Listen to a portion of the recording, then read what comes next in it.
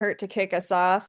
This is a really special training that we're excited to present to you. Holly Brink, my partner in crime, my business partner, and our COO is going to be leading this training because she really knows her shit as far as everything real estate. You know, I like to say Holly's my boss when it comes to production, and she really has been my boss for about 7 years.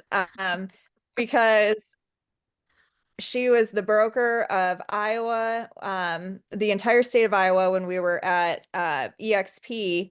And it's been great watching how amazing she is at defending agents when it comes to certain regulations, knowing these regulations, just really, she's the sweetest person, but she can like put somebody in their place with a smile on her face, and the agent knows that she has their back. So, without further ado, go ahead and kick us off, Holly.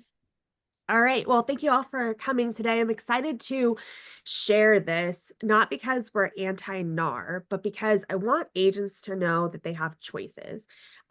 So today we're going to do kind of a big overview of what it looks like to represent sellers and buyers without a NAR membership.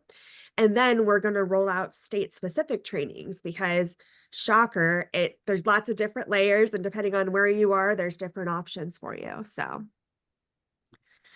a little about me. Thanks again for that great intro, Sandy. But I've been a managing broker now. I was just thinking about this morning. I'm in my 7th year as a managing broker. So I managed the state of Iowa up to 350 agents by myself. And then at Epic, I managed Iowa and then also helped with Illinois, and then was a broker coach for 6 other state brokers to try to coach them up to help with, onboarding and agent retention. So I helped create this plan because I saw that there was a missing element. I saw that agents, especially new licensees, really felt like there was only one path. And so it's really important to Sandy and I to educate that there's more than one path. Now that's why we created 2 brokerages. So I'm hoping someday we can merge them and we can all be under one roof, but we have created 2 brokerages because of NAR's rules. If one person's with NAR, everyone has to be NAR. So you have your NAR brokerages and your non-NAR brokerages. Um, yeah. Sandy, did I miss Next slide. anything? Nope.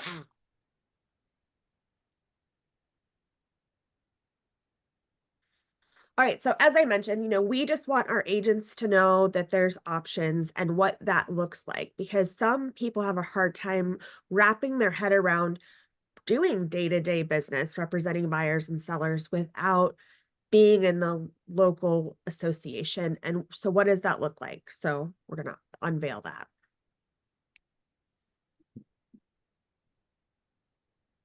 So 3 things really oversee real estate agents. You've got your licensing, your contracts, and then marketing. So we're going to talk about the different pieces of the puzzle and how they fit together. But the important thing to note here is that NAR has nothing to do with any of those 3 things. You can be an agent, a perfectly good agent, without NAR because you have those 3 things. Next. So when you're thinking about the transaction, you first, are you representing the seller or the buyer? And that will depend on, some opportunities for you. Then is the property data controlled by your local MLS? And what I mean by that is in many states, the data is not necessarily controlled exclusively by the MLS, because you can see in tax records what a property is sold for. You can see on Zillow, Realtor.com. So it's easier in those states to do market analysis and watch the industry trends because that data is not controlled. But states like Texas and the handful of other states are non-disclosure states. So it's really hard to find out what a property sold for unless you're in the local MLS, or you get that information from someone else, and we'll talk more about that.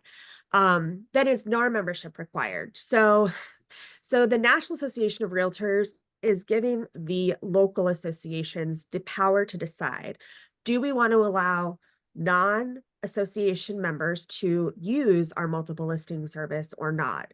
And what does that look like? Sometimes it's less than the cost of association, sometimes it's the same, and sometimes in some cases it's even more.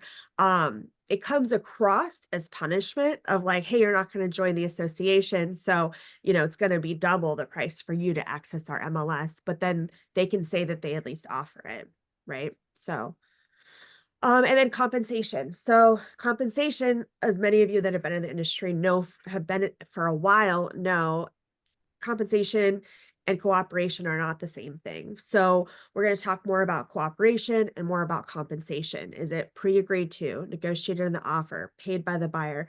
And then there's just elements of that we'll get into. So to list a home without the National Association of Realtors, you've got a couple of options. First of all, in states like West Virginia, there are now like non-NAR statewide MLSs. So more and more people are opting into that. Many are straddling both worlds and still joining NAR and their state associate or state MLSs. We have partnered with a national MLS platform to offer our agents an opportunity to still list and still have their listings fed to, Zillow, Realtor.com, hundreds of different IDX feeds where the buyers actually are. Because as much as we all love our websites, like our buyers are out there looking on the big three, right? Realtor, Zillow, Homes.com, I would say. We've also got Zillow Showcase. So Zillow is a tool that we just lean into as a tool, right? It's a marketing tool. So Zillow Showcase, our agents for just $300 can opt into a Zillow Showcase, which then features your listing on Zillow in a bigger, better format than non-showcase agents. Also, our national partnership feeds, when applicable, to Crexi, which is commercial MLS marketing platform, land.com, LoopNet. So it just depends on what listing you're entering on where it's going to feed. But I think the important thing to note here is that some people think you have to be in the association and the MLS in order to have your listing shown on Zillow and Realtor.com, and that's not the case. The state ones and the national all feed into these syndications at this point. So, And I want to add one thing here is, we partnered with My State MLS, and we'll get a link for that in the chat here eventually, but My State MLS costs like $490 a year, something like that.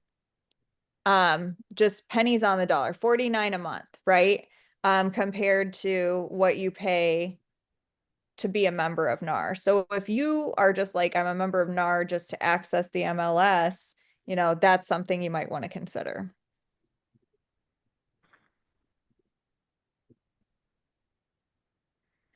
So this sold data, like I mentioned, it's a business, right? Not a public service. So there is, non-disclosure states feels like gatekeeping a little bit, but it's for the confidentiality of the homeowners.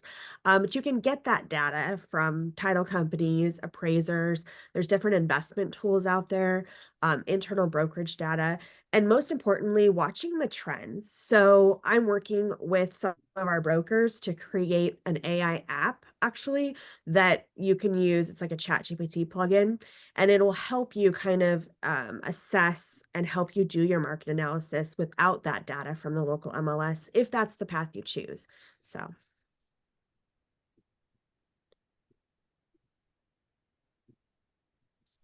So when you're representing a seller, because we're still talking about sellers and representing a seller without the association, I think it's important to note that we can't necessarily control how offers are presented to us. An agent most likely is going to submit an offer on forms that they're comfortable with. So you have some options. You can either, counter with your own forms, which could be our office forms, could be the My State MLS forms. There's a lot of different options out there. So you could talk to your seller about the pros and cons of countering completely, or you can just counter with an amendment or an addendum, and make sure that you're using that paperwork throughout the transaction. So I think the important thing to note on that is that only association members can use association documents. So in some states, like Wisconsin and Colorado, their real estate commissions actually write and disperse contracts. Texas has them too, but they don't have everything. And that's where the office has to, come and fill in the gaps there.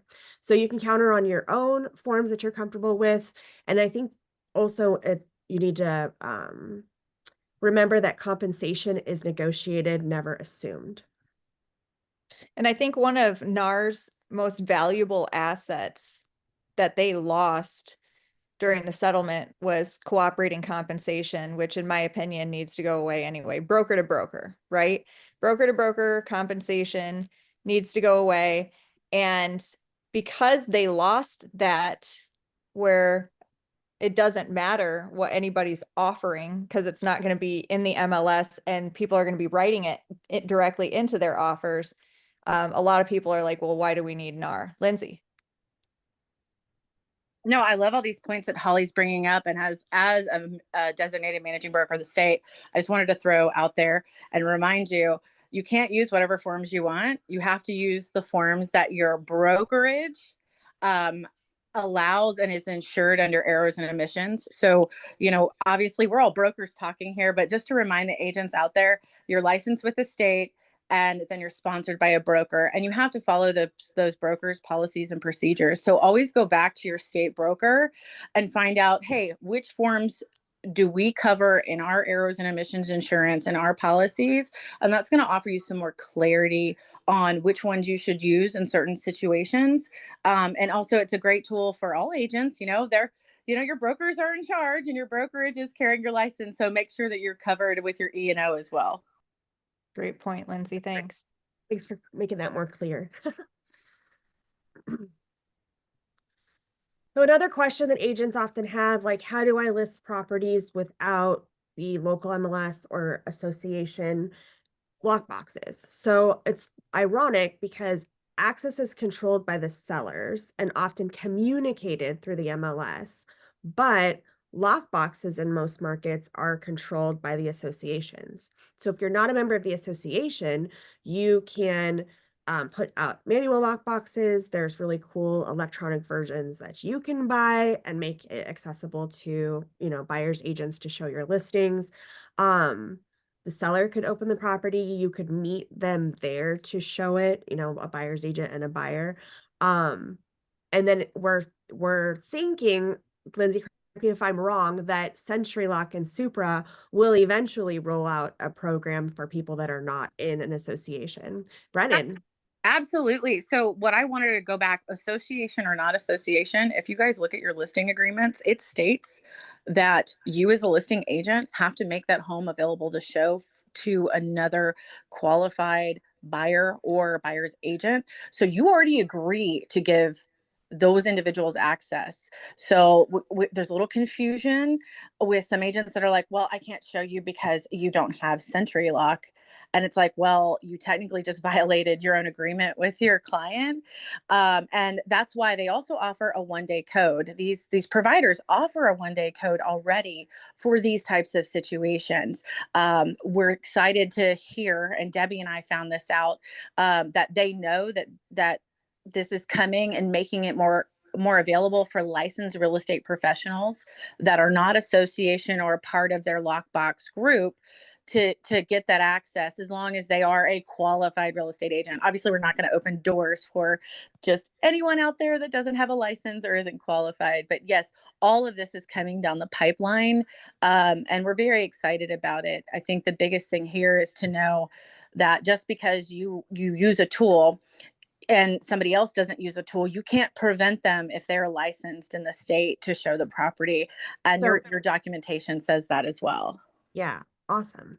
I'll Brennan? back that just because there's so many MLSs in Texas. Sometimes I've just had to contact listing agents and be like, hey, can you get me in this house? Like even before I've decided to not be a NAR agent. So that's like Lindsay's saying, like that's not a big deal in Texas to not be a member of an association. Very true. So Supra is the big one here. It was all over South Carolina and it's all over West Virginia. And we just figured out how to do that. And where we left NAR, now we figured out how to get those access codes from Supra. So took a little trial and error.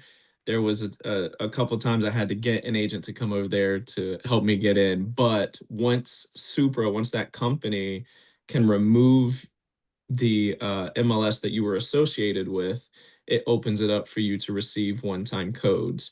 So now agents can share that and say, hey, I'm giving access to this agent for X 4 hours, a window. And then you can get in and use the same app, just like when you were in the MLS to get in that property. And then your access is gone after that time frame. So we rolled it out and it's working now here. And my thought is that if I'm Supra, wouldn't I want more members? So why wouldn't I open it up to get more memberships, get more agents, regardless of their Right. association of Yeah. choice? It's like, hey, I see this as a money-making opportunity Yeah. for them. Yeah. So this, we're still kind of focused on the listing side, but you can hear from all of our brokers that things are done a little bit differently everywhere, but you have options. So yes, I like Sentry boxes that have the keypad on them so that I can give out one-day codes or receive the one-day codes. And then Supra, what we've learned about Supra is that you can download the e-key and you can get one-day access codes, but in some markets they charge for that. So I was messing around with this with one of our agents, and in my local market, in order to get access, they actually charge you $3 for the access code, but in other places they don't. So that's another thing I've got to look into, because that just seems like interesting. That I thought it was going to be across the board, but it's not. So, but anyways, next slide. So what agents think that using association forms are going to protect them, right? We're constantly drilled in our brain like the association forms are created by attorneys and they need to be backed by an attorney. And yes, they're that, but I've sat in ethics complaints hearings about the forms where things are misunderstood by a client or a customer, and an agent is now sitting on the chopping block. Did they do something wrong? But I didn't see the association hiring anybody to help represent the agent or defend the agent. In fact, quite the opposite. The association is the firing squad in that case, where they're trying to decide if the agent used the paperwork appropriately or not, right? So instead, I have to encourage the agents to use their E&O when they're in states where they have their own policies, and like in Iowa, for sure. And then the E&O helps hire an attorney to defend the agent. But I think it's important to note that, because when we just take it at face value, we're like, oh, association docs, but they're not really there to back them up. So, Sandy, I think you had a really great note on this. No, okay. I don't know what you wanted me Okay. to say. No, it's okay.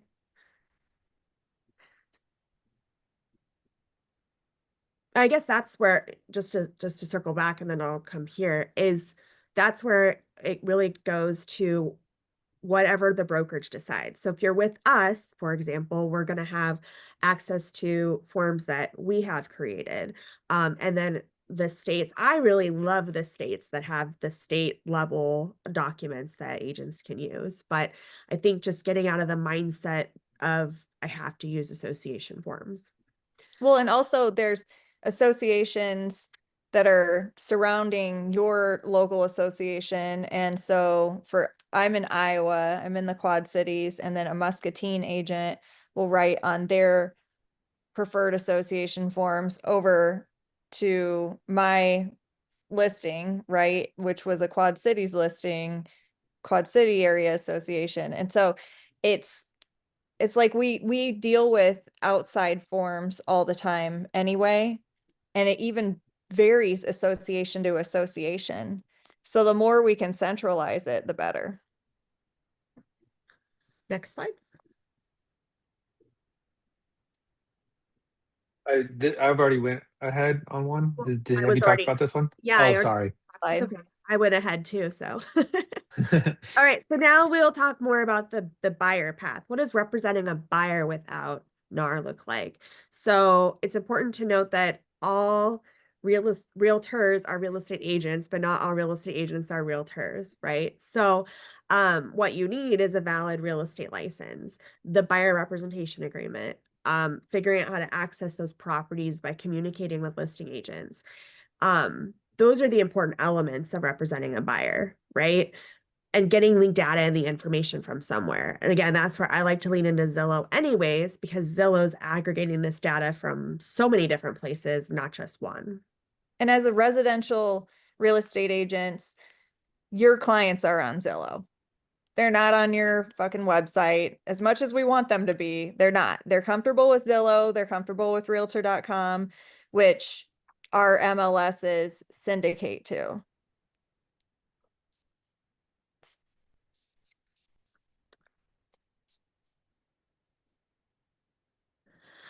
So buyer agreements.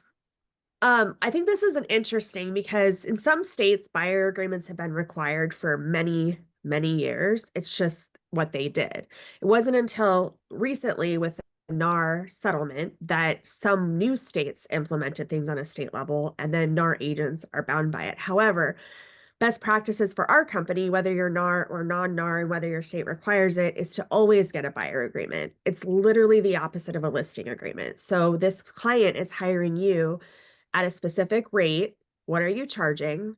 And what services are you providing? So you've got your listing agreement for sellers, your buyer agreement for buyers. So it's very important that you don't start working with the buyer till they've actually hired you. And so some ways you can actually charge buyers upfront, is upfront. You could do retainers. I like to actually charge based on their pre-approval price. And I explain it as it gives buyers peace of mind that they know what I'm going to make regardless of what the home price is. So you're pre-approved for 200,000, I'm going to charge X no matter what you do, because I'm going to try to negotiate that price down for you. And you've got no question about that, because it's always seemed kind of backwards to me and many people, if you read the internet, that a buyer's agent compensation is a percentage of the sales price, because what's the motivation to get that price down then? Ethical agents know, it's not much and you still are trying to get the price down, but public perception is oftentimes reality there. And I will say, Holly taught me to do the, fee based on their pre-approval. I got so much, I basically got a raise, right? My clients do prefer it that way, to where I'm going to be motivated no matter what, to get them the best deal. But also I wanted to throw this tip in there. I'm seeing a lot of, whatever they say, X%, and then they'll say plus 250 for like an admin fee or something. Just write a flat fee. If it's $7,275, they are much less likely to question that than they are going to be like, well, what's this percent? And then why am I paying this extra fee if I'm giving you this percent? Like, don't do yourself like that. Yeah. So during the buyer strategy session, when you get to the end and you talk about your fees, that's why it's important to be able to explain however it is you're going to charge your buyer. Next. So we kind of talked about this a little bit when we were on the list side. Brennan and Lindsay brought up great points, but the same thing is access is a logistics problem. If you're not a member of the association, then you might not have easy access into those boxes, but it doesn't mean no access, right? Access is controlled by the seller. So it could be manual. The sellers could let you in, again, with manual lock boxes, the one-day codes. And we'll talk about objection handlers too before we're done here, because I think that's also sometimes, that's the biggest hurdle. If I had to guess what the biggest hurdle is about this would be it: getting access to homes and explaining to these other agents why they should still let you in, even though you're not a member of their association. Now, we're also in negotiations with showing time. And semantics on what that looks like to have a company account, and making sure that our agents have, are able to schedule showings and things through that as well. Next. So best practice is not to assume that there's any cooperative compensation. Our company, as well as many others, have taken the position of not offering cooperative compensation anymore. So gone are the days of me going to a seller and saying, hey, I charge 7%. And then of that 7%, if someone else represents the buyer, I will share X amount, right, with whoever represents the buyer. So gone are those days. Now I just charge the seller what I charge the seller. If I happen to be a dual agent, I've already talked to the buyer, told the buyer what I charge, and then, bring them together if they allow dual agency, which is another topic, right? Some states don't even allow it. But with this is the skill set that you need to develop, this a muscle, right? That you need to develop so that you can negotiate for satisfying the buyer agreement in contracts. So some contracts we've seen now that there's actually a spot to put it, like how much is the buyer asking the seller to pay towards buyer agent compensation. In other cases, we write it in as, the seller to contribute X amount of dollars to satisfy the buyer agreement. In some cases, it's just closing costs. Another tip that I learned from Sandy was to have the lender write on the pre-approval, hey, this is, contingent on the seller paying the buyer agent compensation. So there's a lot of different ways to make sure that you are getting paid a fair wage. And obviously getting it from our client is the last resort, but not a no either. So And I'll tell you that I prefer to write it in as closing costs, because some of it goes to the buyer for closing costs and other is to satisfy the buyer agency agreement. And it's really not the seller's business how much I'm getting paid, to represent the buyer. Now, you have to keep in mind, if they're maxed out in their closing cost arena, then you have to, like lending wise, then you have to go and move it over to the, compensation side of it, which is a separate bucket. But I prefer to roll it all into closing costs. And that way, and it's interesting, even it's how you make people feel, right? And so a seller looks at that and they're like, I don't even have to pay the agent. All they want is $7,275 in closing costs for the buyer. I can live with that, right? So it's pretty interesting to see that, but I've had a lot of success with it.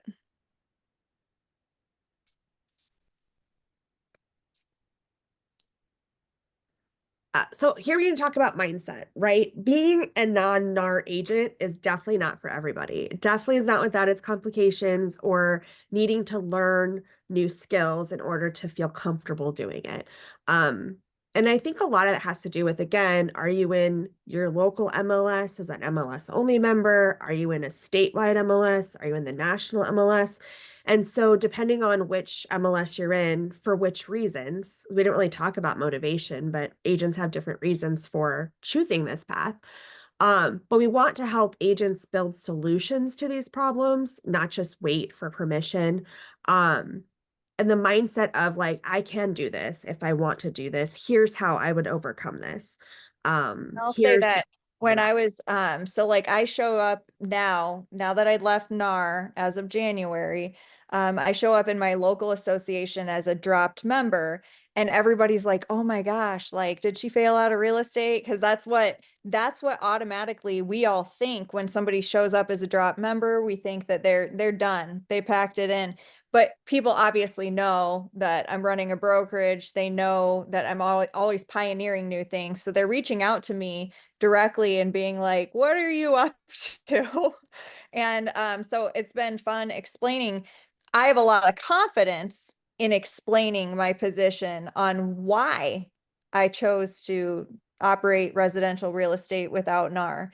But if you don't have confidence in leaving NAR, being a non-NAR agent, it will eat you alive. Like, you have to know your why, and you have to be like, I'm trailblazing this and here's why. But if you don't have the confidence in it, there's nothing wrong with being a member of NAR. They offer a lot of comfort that you're used to. And you really could hang out at our brokerage for a year and see how the non-NAR residential agents are powering through it. So like Ryan joined us as a non-NAR agent, and Debbie also, do you want to talk about your experience? Sure, I'll jump on here. Part of it, the landscape has been shifting for several years now. We all know that. Some of us and a lot of us were like busy watching the headlines, but we're still having to conduct our business the way we've always known how. The my situation is I've been doing this for 20 years. I jumped in Texas, it was one way. You had to be a member of the MLS and you had to be a member of NAR, you had to be a member of Texas Realtors, all of it going along with it. Never thought twice about any other way to do this. I personally like a lot of the changes that are coming up, like the changes being able to negotiate my own fee, all that. But part of my situation was did want I joined this brokerage because I love everything they stand on. All of the things that they're, like Sandy said, they're pioneering. There's a lot of things that are coming through that we need to stand up for what we do as a realtor. We are professionals. This is not just a job. We need people to look at us differently. Well, I was excited about it. I thought, okay, NAR, I don't have to pay the big money on NAR. I don't have to pay that. I can do this. I don't have to pay membership here because I'm not involved with it. And so I did. This training we have today is so key, and it will probably make a lot of difference on how you're going to make a decision. I did mine. It was a 31st of December. I said, switch. I'm doing it. I'm now non-NAR. And I had already joined my state MLS, which I will continue to be with them because I think they have a lot of tools that are so much more than I've ever had with the other. However, with me doing that, all of a sudden I'm in a panic. I'm like, how do I get into the homes? How do I tell an agent I'm no longer with local MLS? I'm no longer with Supra, no longer, get me in there. And then again, unless you're paying attention or educated by your brokerage or just paying attention to what's going on, you don't know that. They don't know. I have to, like Lindsay said, they have to let us in. They have to give us access. I didn't want to have this argument with everything. I live in Dallas-Fort Worth. It is almost predominantly MLS membership. We have several MLSs. So I actually think I'm probably non-NAR. The non-NAR memberships here are probably a lot lower than everyone else. So I felt like I was having to compete with realtors. It had nothing to do with the buyers, the sellers, all the others. How am I going to avoid those objections with the other realtors? How am I going to gain access? How am I going to make sure because I believe Zillow and Realtor.com, I know my clients are on there. I go on there. There's a lot of good information there. I've never said, don't go there. Don't look there. We're driving down the road. You look at it on Zillow. That's easy. My situation was, how do I make sure my information is getting out to the other agents, the other realtors around Dallas-Fort Worth? How do I make sure they're looking at this? And I noticed a little bit of change because, like I said, the numbers are different here than they are in other states. They're different here than a smaller community. When I was in a smaller town in West Texas, Odessa, Texas, it was easy for me to call an agent and say, I need access to your home. I need this, I need that. And we would do it. You run 20 minutes up the road and help them. It's not like that here. So I panicked. I basically panicked. And the things that they're talking about right now, these are all objections that I had right away. And Sandy and Holly and Lindsay and everybody else, they're not just ignoring it and saying, well, you say this and you get to the door. They are researching it. They're doing a deep dive into it and they're finding ways to get around this. And just like the coming up with showing time and all the other, these things are going to happen down the road. They weren't immediately available to right when I switched. They weren't immediately available 3 weeks in. So, but the beauty behind this is I knew I had a choice. Do I stay NAR? Do I go non-NAR? I felt like at this point in my career, I felt like that I had worked for 20 years doing it this way. I had built my reputation on doing it a certain way. I have a relationship. I do everything the way I've been doing it, not opposed to doing it a different way, but I needed to know more. I need to know, how do I get past my little hiccups I'm having along the way? So I got a hold of them, and I didn't do it the right way, but I was like, I can't do this. I don't want to be non-NAR. I can't do it right now. And instead of saying, well, I'm sorry, you have to be non-NAR to be with it, that is not how it went. And I'm telling you, within 24 hours, all of my accesses were back on board. I was back being a NAR agent. I was back with my MLS that I've been a member of for quite many years. It was easy. It was a transition in one day. So you have a choice, but the the things that they're doing to make this accessible to all of us, the things that they're diving into, looking at everything, finding other avenues, making sure when we have objections, there's a way to get around that. They're teaching us this. I've never had a brokerage like this in my life that says, okay, let's see how we do this. Let's see how we need to handle this. Let's see what other avenue there is there. So this is, and I'm telling you right now, there's a year from now, I may be saying I am non-NAR, hallelujah, all the way through. But right now it fits my business model, my plan, and the way I've worked my business until I get a few more of the things figured out. So it's there for everybody. Thank you so much for sharing your experience, Debbie. And that's why we wanted her to do that, is because number one, we want to make sure that, this isn't an anti-NAR training, but number two, to let you all know that, we've had agents that tried it and it wasn't for them, and it was easy for them in our brokerage to transfer back and get their NAR access back. Lindsay, you had your hand up. Well, and one of the reasons for that, Sandy, is the system isn't settled yet. And so anybody looking to transfer, you guys really need to understand what is the difference. Like, what are you getting? And right now in Texas, the two biggest line items are data. And data comes from the MLS. Well, it has already been stated, NAR made the announcement. Majority, just like Debbie was talking about her MLS. Well, her MLS was an association only MLS.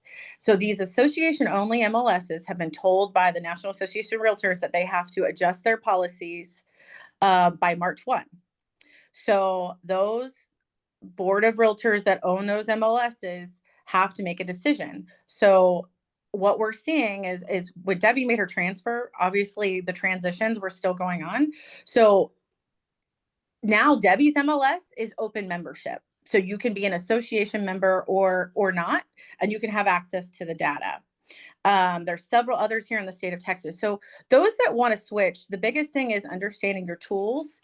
If you are using a local MLS, a regional MLS for your data, and it's association only membership, then obviously for your business, you can't leave. However, if it does open up, then that gives you that option for that tool. The second tool that's really important to agents that have been association members for a very long time is they're used to using the forms. So just know that you have forms from your state, and then you have brokerage forms. A lot of brokers who are association related use association forms instead of creating their own.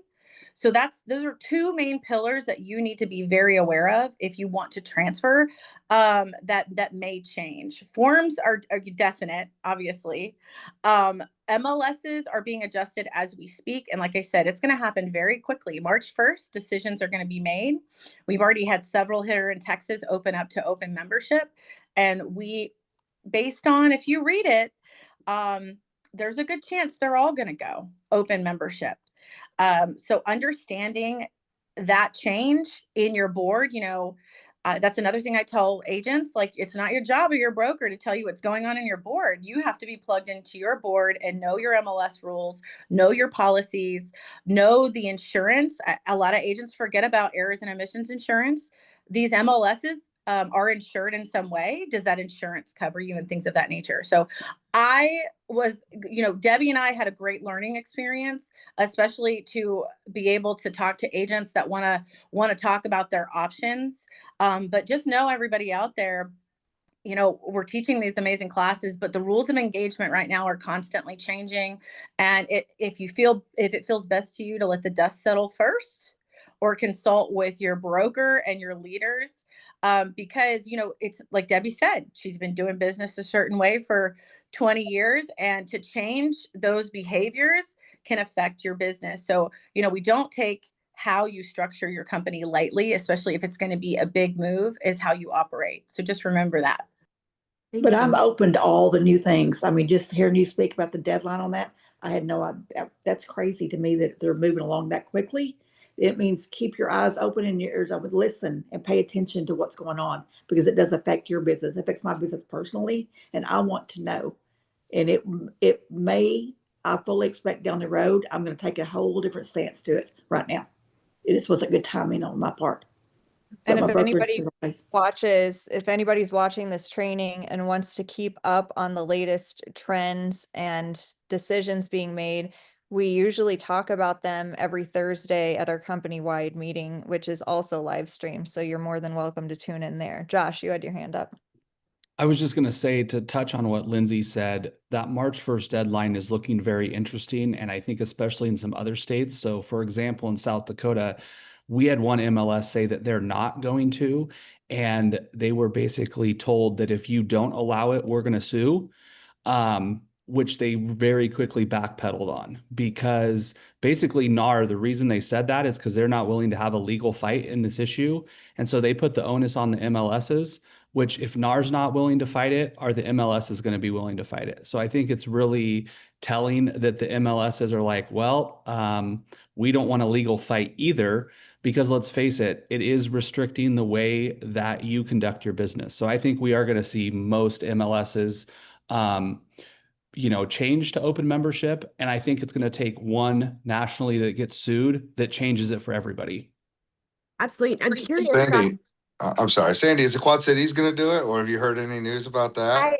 I haven't, but I do know that it was an absolute nightmare with that transition of all the data and everything. So Sure.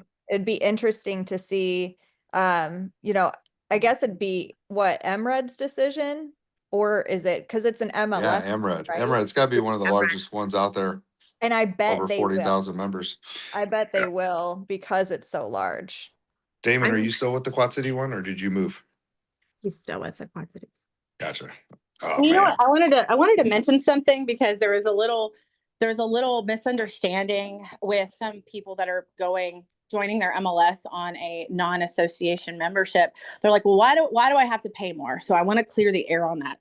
The reason you have to pay a little more to be a non-association MLS member is because it's paying for the insurance.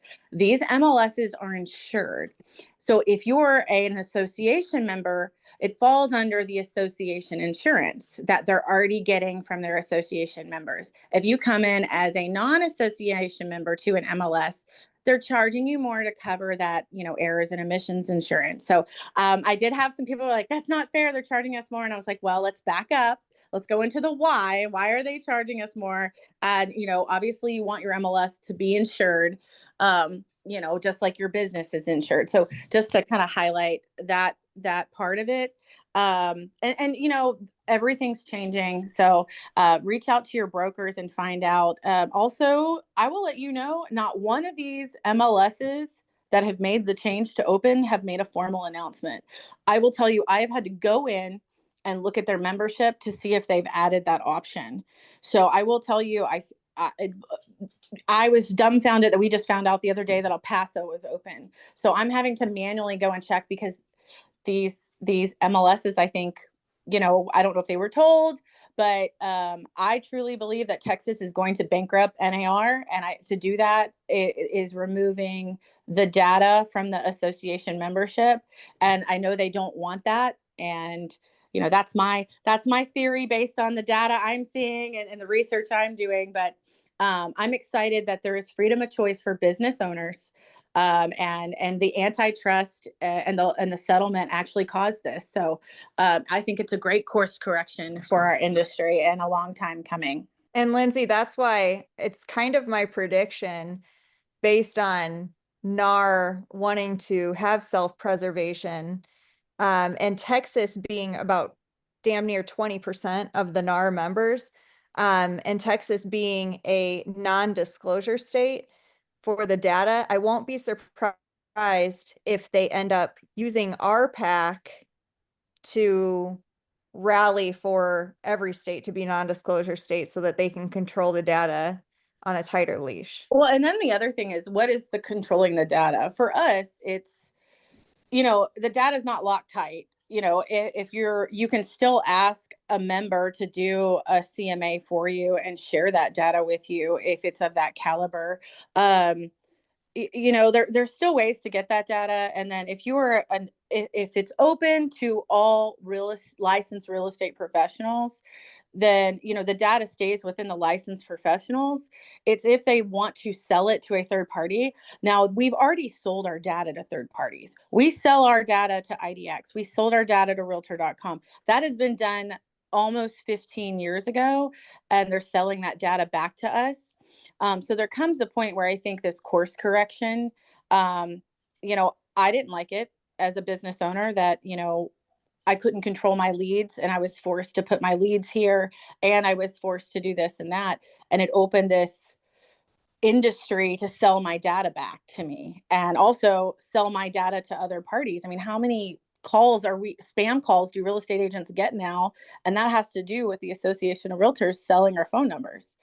I don't Correction, like how that. many I don't calls like do that either. realtors get? Not real Yeah. estate agents. Realtors, exactly. I'm changing my number now. Lindsay, Um, you elaborate, what was that scandal like that we had in Texas that, you know, we are a non-disclosure, but somehow somebody got access to the MLS data and like our taxes. Can you speak to that? So it's not, do you remember that?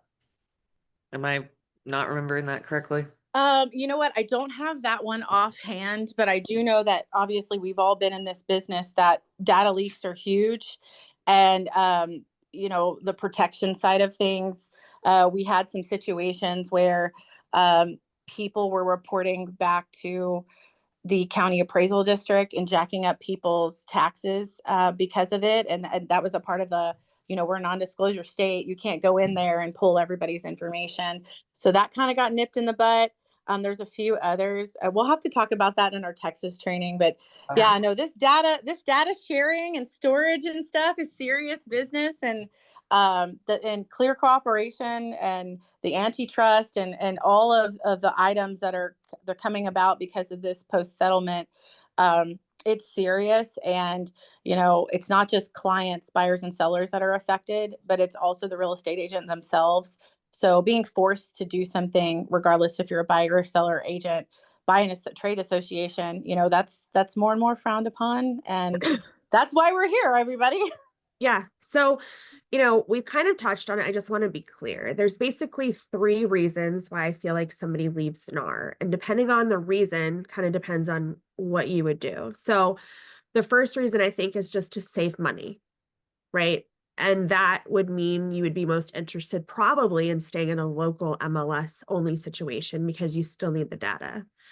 Then the second is that you don't like all the rules of NAR and the NAR MLSs. And so that's something to think about because if you join your MLS, your local MLS as an MLS only member, you still have to follow all their rules as far as clear cooperation, getting that listing in within 24 hours, and whatever crazy rules your MLS might have because they're all different.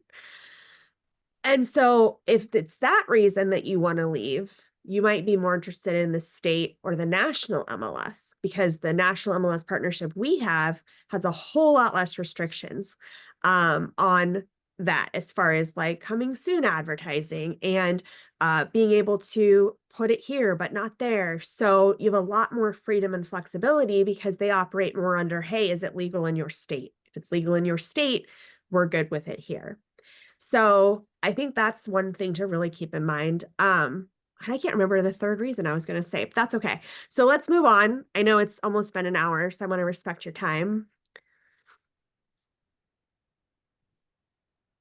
So go ahead and drop the poll, Brian. We'll see how good we did in our training. If you guys will take a minute just to answer these questions while I'm going through some of these objections. So I know we heard some of these objections when Debbie was trying to be non-NAR for a minute, and sometimes we just hear these as being concerns of being objections, right? Like, we don't work with NAR agents. Well, what can you say in response to that? Because what they're really saying is, I'm used to a system and you're outside of it. You're not in my association. You know, how dare you kind of thing. So you could say something like, I understand you prefer association members. Cooperation is based on contracts and licenses, not memberships. We're licensed, insured, and ready to proceed. My buyer would really like, you know, to see this property. If membership were a legal requirement, this deal wouldn't exist. So this sounds risky. I don't understand the structure, so I'm labeling it as dangers, is what they probably mean. And risk comes from unclear contracts. This transaction is clearly documented and governed by the state. Association membership doesn't remove risk. We already covered that, right? Good paperwork and good habits do. My buyer won't see this if it's not in the MLS. That's probably the biggest thing we hear as far as like, will a seller object to me not being in the local association?